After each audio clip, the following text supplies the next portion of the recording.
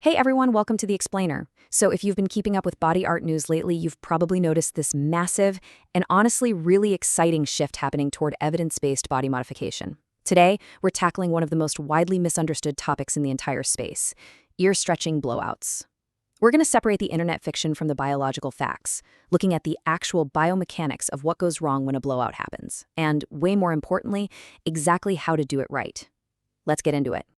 Here is what we're covering today. First, the anatomy of a blowout. Second, 4 causes of failure. Third, the notorious 2G to 0G trap. Fourth, safe stretching protocols. And finally, treatment and recovery.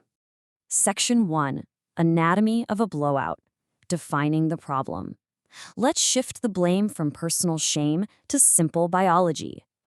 Okay, so to really grasp what a blowout is, we first have to talk about the fistula. That's just the technical term for the tube of healed scar tissue that actually forms your piercing channel. Think of it kind of like a sock, right? If you take a sock and stretch it way too aggressively from the inside, what happens? The inner layer detaches, it bunches all up, and then it just pokes right out the back. And honestly, that is exactly what goes down inside a stretched piercing. That scar tissue peels away and extrudes. It creates that visible, let's be real, pretty uncomfortable-looking collar of raw, reddish, soft tissues sitting right behind your jewelry. Now, here is a crucial distinction we really need to make. A blowout is a structural, mechanical injury to that fistula. It is not, I repeat, not a bacterial infection. People get this wrong all the time. Treating a blowout like it's a bacterial issue, by dumping topical antibiotics or really harsh tea tree oil on it, well, it's just not going to help. In fact, it almost always makes things way worse because you're drying out and irritating tissue that is already physically traumatized. What it actually needs is pressure relief and rest. We're talking a mechanical fix here, not antibacterial warfare.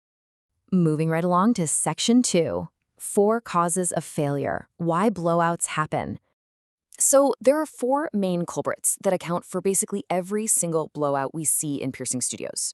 The most common one, by a massive landslide, is stretching way too fast. Your fistula tissue remodels slowly. When you force a larger gauge through before it's ready, you're literally just tearing that inner lining right off. Second culprit, stretching unhealed tissue. Remember, a fresh stretch is basically a controlled injury, so it needs a bare minimum of 4 to 8 weeks just to stabilize. Third up, using tapers. Now, tapers are supposed to be insertion guides. They are not stretching tools. Using them to stretch forces this instantaneous asymmetrical pressure that just shoves the lining out the back. And finally, number 4 is inappropriate materials. Stuff like acrylic or low-grade steel, they have really high surface friction.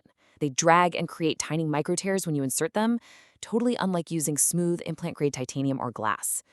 All right, Section 3, the 2G to 0G trap, the danger zone.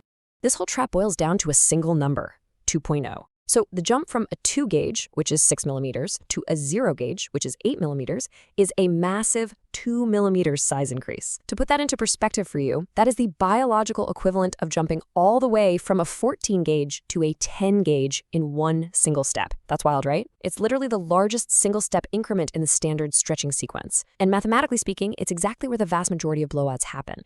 Let's pull some insight from Patrick's deep archive. If you follow body art news, you know this advice reflects over 25 years of body art manufacturing experience. He points out that the pattern of failure is almost always impatience.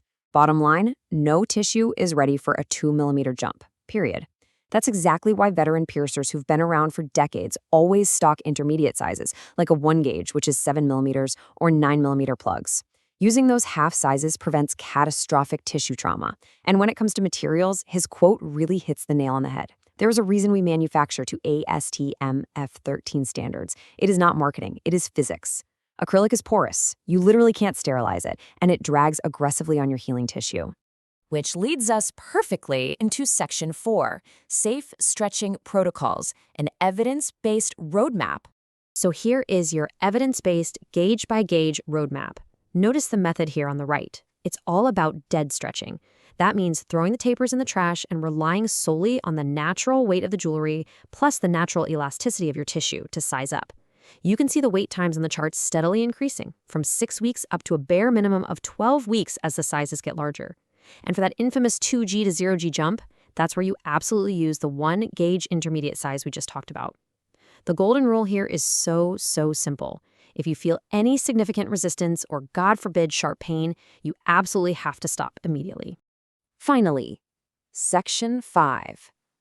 Treatment and recovery. Swift triage action. Okay, so what if you're currently dealing with a blowout? Listen, panicking won't fix it, but swift action absolutely will. Here is your clear-cut triage protocol. Step 1, stop whatever you're doing and take the jewelry out. Step 2, and honestly this is the absolute most critical part, downsize immediately to your previous gauge. Doing this within the first 48 hours gives that extruded tissue its absolute best chance to readhere and resolve on its own without needing surgical correction. Step 3, rest the tissue with sterile sealing soaks. And step 4, you gotta wait. 8 to 12 weeks minimum for that tissue to fully stabilize before you even entertain the idea of stretching again. Before we wrap up, I want to clear up a really common misconception. People confuse blowouts with keloids all the time, but they are totally different beasts. A blowout, like we covered, is a structural, mechanical extrusion of the fistula lining. That is exactly why it tends to improve when you downsize and take away that mechanical pressure. A keloid, on the other hand, is a genetic overproduction of collagen. A keloid doesn't care if you downsize. It will not shrink just because you relieve the pressure. Knowing exactly what you're looking at is basically the only way to know how to properly treat it. So that brings us to the ultimate question. Body modification is, quite literally, a biological negotiation with your own tissue. You simply can't cheat the remodeling process no matter how hard you try. So will you respect the physics of your body, use the correct materials, and actually honor the wait times? Or are you going to rush the stretch and risk a gnarly setback that'll take months to fix? The choice is 100% yours. But I hope this explainer has shown you exactly why patience isn't just some virtue here. It is a strict biological requirement. Thanks so much for joining me on this deep dive, and keep exploring the science behind safe mods.